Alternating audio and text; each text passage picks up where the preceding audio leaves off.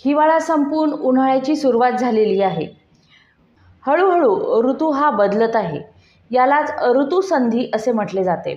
या ऋतुसंधीमध्ये आपल्यापैकी बऱ्याच जणांना सर्दी, खोकला, कफ हा होत असतो. तर हा कफ शरीर देखील नॅचरलीच बाहेर पाडत असतो.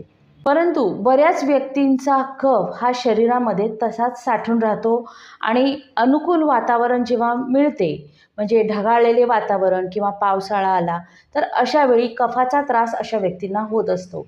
तर अशा व्यक्तींसाठी ज्यांना कफाचा त्रास वारंवार होतो, अशांनी आहारामध्ये काय घ्यावे याविषयीचा संपूर्ण व्हिडिओ खाली दिलेले त्रिकोण बटन दाबून तुम्ही बघू शकाल.